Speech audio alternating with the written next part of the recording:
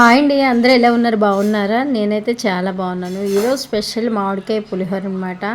ఇది బాక్స్కి ఆటికి చాలా బాగుంటుంది. పులిహోర కూడా చేసుకోవచ్చు. నేను వచ్చేసి ఈరోజు మీకు మంచి మామిడికాయ పులిహోర ఎలా చేయాలో చూపిస్తాను రండి. మామిడికాయతోని పచ్చడి పెట్టుకోవడమే కాదు, ఇలా పులిహోర కూడా చేసుకుంటే చాలా టేస్ట్గా ఉంటుంది. చాలామంది చేస్తుంటారు. ఎండుమిర్చి, పచ్చిమిర్చి, అల్లం, జీలకర్ర, పోపులు, శనగపప్పు వేసుకోండి.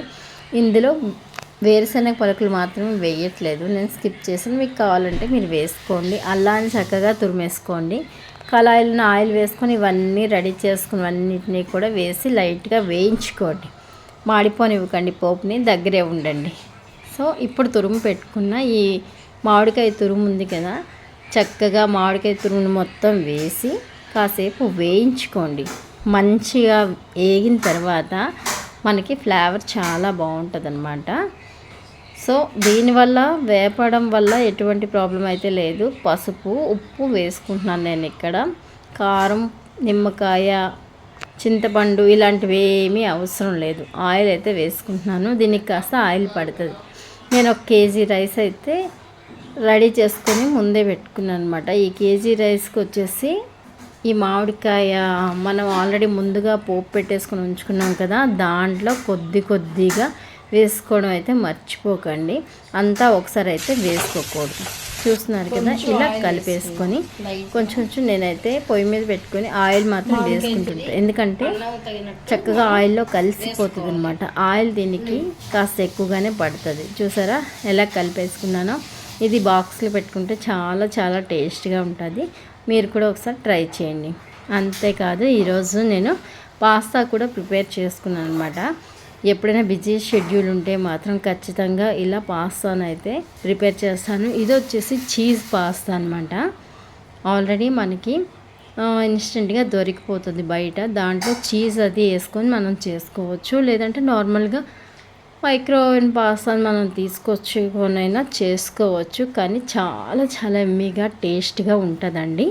సో లైట్ మసాలాతో ఉంటుంది, చాలా బాగుంటుంది అనమాట. ఒకసారి ట్రై చేయండి. పిల్లలు అయితే చాలా ఇష్టంగా తింటారు. పిల్లలే కాదు, మనం కూడా చాలా ఇష్టంగా తింటాము. ఎందుకంటే ఇందులో మసాలా లైట్గా ఉంటుంది, చీజ్ మాత్రం బాగుంటుంది. కార్న్ఫ్లోర్ కూడా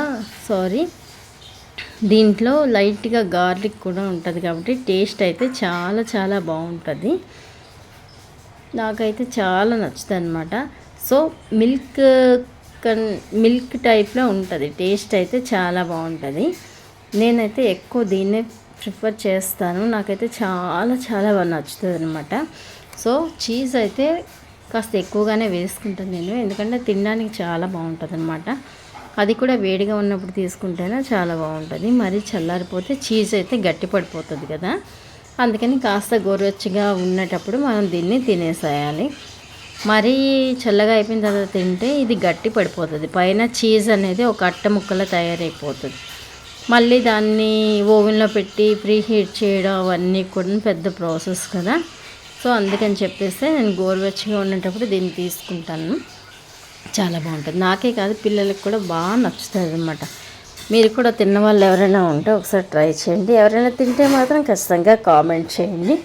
సో ఈ మధ్య మనకు మంచి కామెంట్లు ఒకరు ఇద్దరు పెడుతున్నారు. మనకైతే దేవుడి దయ వల్ల సబ్స్క్రైబర్లు అస్సలు కామెంట్లు పెట్టండి. కొంతవరకు ఎవరైనా ఒక చెడు కామెంట్ పెట్టినా కూడాను మిగతా వాళ్ళు ఎవరో ఒకరు రిప్లై ఇస్తారు. సో ఈ మధ్య ఏంటో కొత్తగా ఒకరు కామెంట్ చేస్తున్నారు. చెప్పాను కదా ఇంతకు ముందు కూడా, ఇది ఒక ప్రాసెస్ అనుకుంటా. చూసారా చీజ్ ఎలా సాగుతుందో. చీజ్ అయితే భలే సాగుతుందండి. చాలా ఇష్టంగా తింటారు పిల్లలు అయితే. చాలా టేస్ట్గా ఉంటుంది. నాకు కూడా చాలా ఇష్టం అనమాట. సో ఈ కామెంట్ విషయానికి వస్తే నేనైతే ఆన్సర్ చేయాలనుకోవట్లేదు. కొన్ని కామెంట్స్ చూసి నేను చూడనట్టు వదిలేస్తాను, కొన్ని అయితే డిలీట్ చేసిస్తాను. మనకి ఎంతో మనసుకు దగ్గరగా అనిపించే వాళ్ళ కామెంట్ మాత్రం నేను రిప్లై ఇస్తాను. ప్రిపేర్ చేసా, చాలా బాగుంది. టైం లేనప్పుడైతే మైక్రోవేవ్లో ఖచ్చితంగా తింటాను అనమాట. చూపిస్తాను. చూసారా పాస్తా నిజంగా చాలా బాగుందన్నమాట. పాస్తా మాత్రం టేస్ట్ అండి సూపర్గా ఉంటుంది. సో అప్పుడప్పుడు ఇలా స్పెషల్గా తింటూ ఉంటే చాలా చాలా బాగుంటుంది అనమాట. ఎప్పుడు మనం తినే నార్మల్ స్నాక్సే కాకుండా ఇలా కూడా ట్రై చేయండి, పిల్లలకు కూడా పెట్టండి, చాలా టేస్ట్గా ఉంటుంది. అయితే ఇదే కంటిన్యూ అయితే చేయకూడదు. సో ఇదండి వీడియో. దీని తర్వాత వచ్చేసి నేను పాస్తా తిన్న తర్వాత జియో మార్ట్లో సామాన్లు అయితే తెప్పించాను. ఇంకా బయటికి వెళ్ళడానికి నాకైతే టైర్డ్గా అనిపించి, సో అన్నీ కూడా బాగానే వచ్చాయి, ఓకేగా ఉంది. ఇంకా కామెంట్ విషయానికి వస్తే నెక్స్ట్ వీడియోలో అయితే నేను ఖచ్చితంగా షేర్ చేసుకుంటాను, మర్చిపోవద్దు. వీడియో కనుక మీకు నచ్చినట్టయితే తప్పకుండా లైక్ చేయండి, షేర్ చేయండి, సబ్స్క్రైబ్ చేసి సపోర్ట్ చేయండి ఫ్రెండ్స్. ఎంతోమంది చూస్తున్నారు. బాయ్.